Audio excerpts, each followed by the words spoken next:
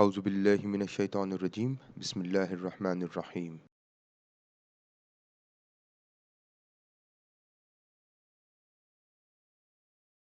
What constitutes a theoretical contribution? Now, this is a very important question that needs to be answered if we want to get published in good quality journals. Now, if we fail to answer this particular question, there is a very strong chance that our paper will be rejected. So, one needs to identify the theoretical contribution of the study. So once you have identified the theory that you are going to use in your research, or the theory that you think that is feasible to explain the relationships in your study, you should know what is your theoretical contribution. What is it that you are doing that hasn't been done before? What is it that you are contributing to the theory that hasn't been contributed before? So in this session, we are going to look into what is theoretical contribution, but not just what is theoretical contribution.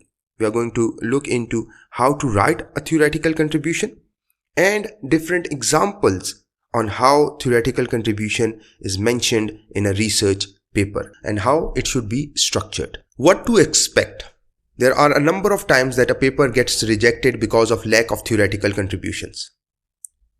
So what is a theory and its element? What is a theoretical contribution? What does or what doesn't count as a theoretical contribution? What are the common theoretical contributions? How to write theoretical contributions or implications? So your paper got rejected because of lack of theoretical contribution. Now this is one of the greatest weaknesses in academic research, which could be easily improved, is making greater theoretical contribution in empirical studies. So one of the weaknesses that has been identified in empirical studies is the lack of theoretical contribution. Now, by clearly identifying the theoretical contribution of the study, you can significantly improve the chances of your publication. Now, this session will focus on improving the quality of empirical study. The emphasis is on improving the quality of theoretical contribution of empirical research, setting up a study in such a way that it makes theoretical contribution to the extent literature. Now what happens is, in most of the times, although we are making a contribution, although we are testing new relationships, but the problem is we are not explaining our theoretical contributions in a proper manner. We are not providing a more structured and well-formatted theoretical contribution. So what we need to do is, we need to properly establish what are the theoretical contributions of the study. What new relationships are we testing? Why is it important to test those new relationships? What are the implications for the literature when those relationships are tested? Now, this is not to diminish the importance of good procedures, measurement and analysis. However, if the theoretical contribution of a study has not been well established a priori, that is, well before, then the quality of subsequent steps is irrelevant. Now, this is the most important thing in a research, to clearly identify your theoretical contribution. Now, if you do not do it properly well before providing your procedures, measurement and analysis, then the quality of subsequent steps is irrelevant. Now, before we move on and identify what constitutes a theoretical framework, because at the end of the day, in business and social sciences research, what matters is your originality or your contribution. What is it that you are doing for research? How are you extending the bounds of knowledge? What new literature are you adding to the existing literature? How are you improving the body of knowledge? These are similar questions that one needs to answer. But before we go on and discuss in detail what constitutes theoretical contribution, we need to understand what is a theory. Now, theories have the potential to explain a phenomena. This puts theoretical work squarely ahead of more descriptive or survey work, which just states phenomena as they are. So why a particular variable may be linked with the other variable?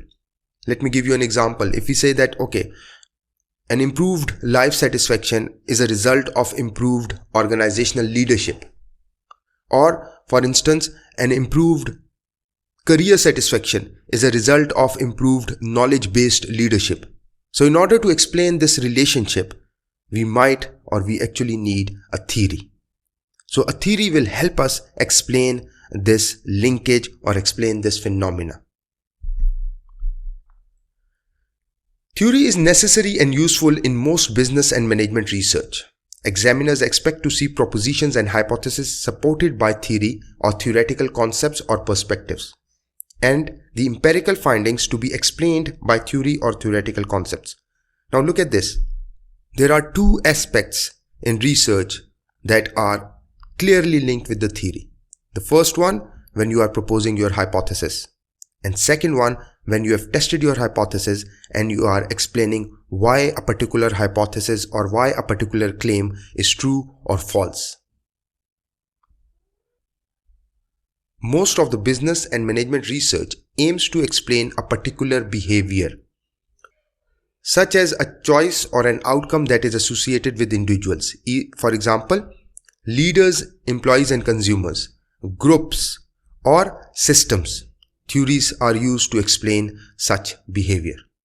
So what theory do is they can help us explain how a certain outcome may be associated with leaders, maybe with different groups, or maybe different systems. As I gave an example earlier, let me give you another example.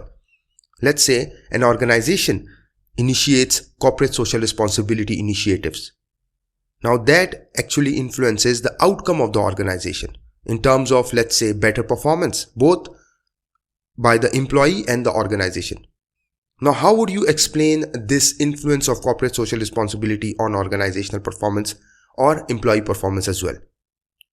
So in order to explain this relationship, you need theoretical concepts or perspectives. You need a theory. In this case, the example or this particular linkage can be explained using a resource-based view. Now, in order to find out what theory can better explain your relationship, you can do two things. You can look at existing research that has assessed the same relationship, and you can find out which theory they have used. Otherwise, you can find out a theory that can be linked to that particular concept. For example, corporate social responsibility can act as a resource for an organization. So which theory talks about the resources? Resource-based view talks about resources. In another example, let's say we are linking knowledge leadership with a particular employee-based outcome. So what theory talks about knowledge? It's knowledge-based view. Let's say there is social identity. So if there is a social identity within the organization, it influences employee performance.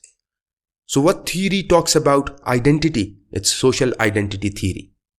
So this is how you can locate theory, by looking at or finding out which particular concept is linked to which particular theory. Moving on. For example, theories may be used to explain why some companies are successful while others are not, or why individual A decides to buy product X while individual B decides to product Y. Theories can be used to provide both predictions and explanations. Theories do this by specifying how different concepts or phenomena relate to one another and why these concepts or phenomena relate to each other in the way they do. Now, for example, theory of planned behavior can help you explain why a particular or why there is a certain behavior in particular customers. Or, for example, social learning theory can help you explain how individuals learn. So now different theories can help you explain different relationships, different phenomena, different concepts. So what are the elements of a theory? And this is very important to understand. This is very critical. Now, Witten 1989 argues that the theory contains 4 essential elements. Number 1, what? The factors in the theory. This includes the constructs in the theory. So what is the theory made of? How the factors are related. The arrows that connect the boxes. Servant leadership influencing life satisfaction, job satisfaction, or any other type of satisfaction. So the second element is how these factors that form the theory are actually linked with each other. This is the most important one. Why the factors are related. And this is actually the key and particularly important in theoretical contribution. So if you want to establish a theoretical contribution, you need to explain this why. If you fail to explain this why, that why the factors are related, why this particular construct should be studied with this particular construct, why do you think that the concepts are related with each other? If you fail to do this, you are actually failing to clearly identify the theoretical contribution. Now, who, where, when. Now this represents the boundary conditions or the moderators. They help explain what could possibly change the existing prescribed relationship in the model. Who refers to the level of analysis, whether it's at individual level, departmental level, or organizational level, from where the data is collected. And where refers to the context or setting. For example, you've collected data from higher education institutions. And when refers to the timing. For example, you collected data right after the start of the financial year. Or, for example, right after the exam results were announced. So, these are the critical elements of the theory.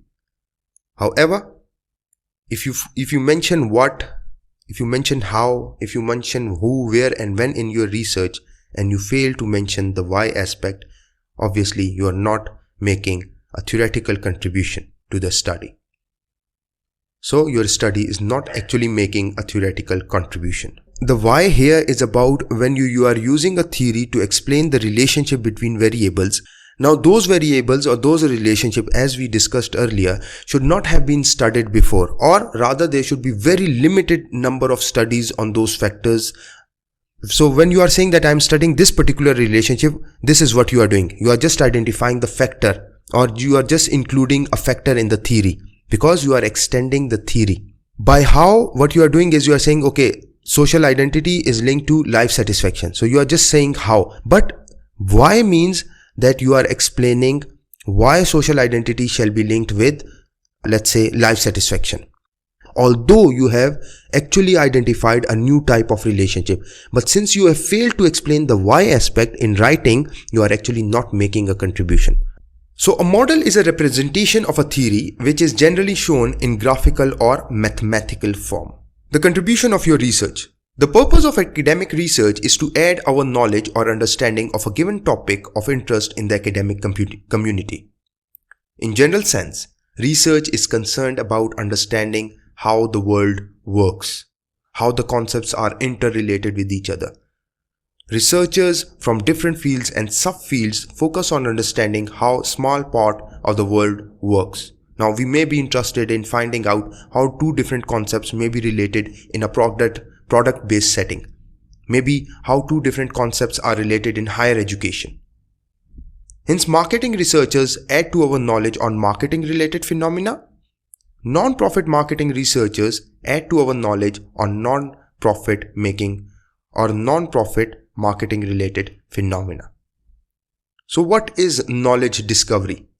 That is the ultimate objective of a researcher. So we need to discover new knowledge, and that's how we add value to existing research. Scholarly research aims to discover new knowledge by identifying a deficiency or gap in our knowledge, that is, existing literature may have a gap or limitation that you want to fill. Now once you fill that gap, you are actually discovering new knowledge. You are emphasizing both the need for knowledge discovery and the contribution you intend to make in your article. So what you're doing is you have to emphasize on both why this knowledge discovery should be made, and this means why the relationship between variables shall be studied, and how this relationship that you are studying is actually contributing to the existing research. If this issue is not addressed effectively, if you are not discovering new knowledge, your article is weak. Regardless of your methodological, analytical, or any other contribution that you are making, or maybe any other, like if your methodological quality is immaculate, if you've got rigor in your research, if you've got everything, but you are not making a significant knowledge discovery, then obviously this is not a contribution and your paper or your thesis may be rejected. Researchers often spend too little time developing the theoretical contribution of their study. Now, we are always in a rush. We are always in a rush to produce a research. Research will take its time. We have to give adequate time to our understanding of what a theory is, what are theoretical contributions, how they are written, how they are formatted, how they are structured. What is not a theoretical contribution, and the misconceptions regarding theoretical contributions. They all should be studied in a proper manner, while placing strong emphasis on reporting statistical findings or significant findings and model fit indices. So we are too engulfed in statistics. We are too engulfed in Amos, SmartPLS, R, Lizral and softwares like those, while we significantly neglect theoretical contributions. So what is knowledge discovery? A new context is not a contribution. A study that was done in Australia and now it's being done in Pakistan is not a contribution. A study done in financial sector and now it's being done in human resource management related sector is not a contribution. A study done in product related sector and now it's being done is in service sector is not a contribution. Yes, it can support the contribution. Yes, it can complement the contribution. Yes, it can be a sort of a contribution, but not the contribution. One error researchers sometimes make is to assume that since a study that has not been conducted in a different context, this represents a literature gap. To a certain extent, yes, it's a literature gap. But considering that this is the only literature gap, well, that is wrong. Collecting data from a country in which prior research has not collected data is not a contribution to the literature. It's a replication. Now, collecting data from an industry or type of organization in which prior research has not collected data is not a contribution. This is a common error and the result of the researcher failing to have the perspective of a social scientist. A social scientist ultimately looks for knowledge discovery rather than replication. As discussed previously, social scientists think in terms of inter-construct relationship, new relationships. A gap in our knowledge or literature gap is the result of an inter-construct relationship that has not been previously examined. For example, I'm interested in studying social responsibility. I keep finding papers on social responsibility and organizational performance. But when I search that whether social responsibility affects project success or not, I couldn't find any paper. Now this is a new inter-construct relationship. A theoretical contribution is made when we learn about new inter-construct relationship. Inter-construct relationships. So have a look here. Now this green here is your new antecedent. Now this antecedent has been studied before. Now this is a new antecedent that you are studying. You are studying something that has not been studied as a moderator between relationships. So this is a new relationship or a new knowledge discovery. This variable has not been studied as a mediator. So what you're doing is you are contributing to the knowledge, or you are discovering new knowledge by identifying the mediating role of this particular variable. Or just like you assessed a new antecedent, you are assessing a new consequence. Now these two variables have not been assessed as a consequence of this particular antecedent. Now in this case, this is a significant contribution. In summary, your inter-construct relationship for knowledge discovery will include new antecedent, new moderator or mediator, or a consequence. So if you want to make a new knowledge discovery, you will have to add new relationships to your model, or you will have to test new relationships. So theoretical contributions, what and how? Although in principle, it is possible to make an important theoretical contribution by simply adding or subtracting factors, what, from an existing model, this process seldom satisfies reviewer. So you are adding a new variable or you are removing a new variable. You are adding a new factor to the model that has been tested before, or you are removing a factor from the model that has been tested before. But this hardly satisfies the reviewers. One way to demonstrate the value of proposed change is the list of factors to identify how this change affects accepted relationship between variables. So what you're doing is, once you add or delete variables, you explain how this affects the relationships in the model. Just listing variables, okay, I'm going to test this variable with this relationship, or I'm going to test this variable with this variable. Not just mention, or just the mention of a variable is not a theoretical contribution. So the addition of a new variable to an existing list or an existing model should not be taken as a theoretical contribution. Relationship, not lists, are the domain of the theory. Therefore, theoretical insights come from demonstrating how the addition of new variables significantly alters our understanding of the phenomena by reorganizing our causal maps. So what you're doing is, you have to add new variables and explain the reason to add those variables. Again, we are coming to the why aspect. What and how they are actually describing the relationships. They are not explaining why these relationships should be studied. Why are they important? This is what explains. So why will help you explain, and it will provide a reasoning. This is probably the most fruitful but also the most difficult avenue of theory development. By theory development, we mean that we are assessing new relationships based on the theory that has not been assessed or empirically assessed before. This includes identification of new mediators and moderators that could help explain not only the mechanism of impact but also the boundary conditions. When you add new variables to your model, what you are doing is, you are extending the bounds of that particular theory. You are using the theory to explain new relationships.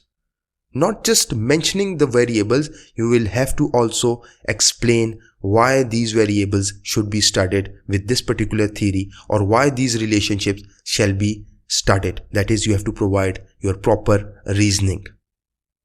Utilizing a theory to explain the relationship between variables where there has been no empirical research. For example, using knowledge-based view to explain how entrepreneurial leadership affects knowledge management processes. So, this why actually means that, for instance, you could not find any research on entrepreneurial leadership and knowledge management processes. So what you do is, you used a knowledge-based view to explain this relationship. Now this relationship hasn't been tested before. Secondly, this relationship hasn't been tested in light of knowledge-based view. Now you are making a significant contribution by explaining why entrepreneurial leadership leads to knowledge management processes or improved knowledge management processes in light of knowledge-based view. So you provide your reason as to why entrepreneurial leadership is effective in creating better knowledge management processes, but you explain these relationships in light of knowledge-based view. Another example could be, let's say I search for the relationship between servant leadership and organizational sustainability or sustainable performance. I couldn't find any research linking sustainable leadership or knowledge leadership with sustainable performance. So what I can do is, if I use a particular theory to link these two variables, that is my contribution to the theory. So I'm using a theory to explain the relationships. Who, when, and where. That's the other three elements or the other elements of the theory. Generally, it is insufficient to point out limitations in current conceptions of a theory's range of application. For instance, lack of application of a particular factor in a context or setting is not enough. So what you're doing is, if a particular factor has not been studied in a particular setting, this is not enough. Just studying a new factor is not enough. You have to study new relationships.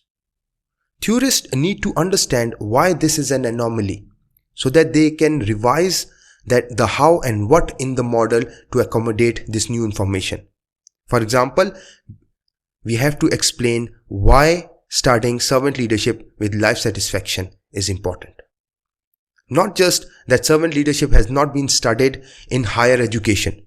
This may not be enough. I'm saying may. It may be good enough if you can explain it why studying servant leadership in new context is worth doing. But just focusing on servant leadership in new context is not enough, as we mentioned earlier. Complementing it with new relationship can substantially increase the chances of your publication. Now, here are a few theoretical contribution or examples of theoretical contribution. Now, here are a few examples from recently published studies. Now, in this example, the authors have added a new mediating mechanism, and apart from that, they are also assessing this study in a new cultural setting. So if this study would have only focused on new cultural setting, this study might have been rejected. Now let's look at this example here. Now this study here, this is substantiating the CSR-OP relationship. Furthermore, this study shifts the CSR literature that has been predominant on individual outcomes. So they are testing new relationship of CSR with team outcomes. So these are new relationship, new mediators. So where is their theoretical contribution? Look at this. The present study utilizes social identity theory and the resource-based view. According to SIT, people tend to categorize, and this is the explanation of the theory, the explanation of RBVE. The research contributes to the literature on SIT and RBV by demonstrating the relationship between CSR, team outcomes, and OP. So these relationships, these new relationships are now being tested using these two theories. These new relationships are now being tested using these particular theories. So you are testing these relationships in light of the theory. So you are contributing to the theory. Let me give you another example. Look at this one here. To bridge the limitations, this research assumes to fill the identified knowledge gaps of KM in HEIs, so knowledge management in higher education institutions, and in doing so makes several theoretical contributions by assessing the interrelationships. Again, the focus is on new relationship. So first, whenever you are writing your contributions, your first focus should be on explaining the new relationships that you are adding to the existing research, followed by the context, followed by maybe a new study setting that you are doing. So that particular new study setting or the context will actually complement the new relationships that you are testing. Similarly, every research paper here does the same thing. It first identifies the new relationships that is being done and followed by something, a new context maybe. Furthermore, look at this again. Knowledge-based view literature that stresses knowledge as a critical organizational resource leading to OP. So you are using knowledge-based view to explain the relationship of antecedents with organizational performance. Another example of contribution to the theory would be, theoretically, the current study will contribute to 3 extensively cited theoretical viewpoints, that is KM capability, knowledge-based view, and Drucker's theory. So this is how you are contributing to the theory. This is how you write your contribution to the theory, that this particular relationship is now being explained in light of this particular theory, and these relationships have not been assessed before in light of this particular or that particular theory, whatever theory that you are using in your research. Now look at this. Hence, based on leader-member exchange theory, this study intends to ascertain the importance of servant leadership in shaping career and life satisfaction. So you are assessing a new relationship in light of this particular theory. So this is how you are adding or contributing to the theory. This is how you mention your theoretical contributions or your contribution to existing research. The more you read, the more you understand how theoretical contributions should be presented. Again, the most important thing is knowledge discovery, adding new relationship, just like this, the mediating role, and then explaining that this relationship is explained in light of a particular theory. This is how you add to your theoretical contribution. Thank you very much.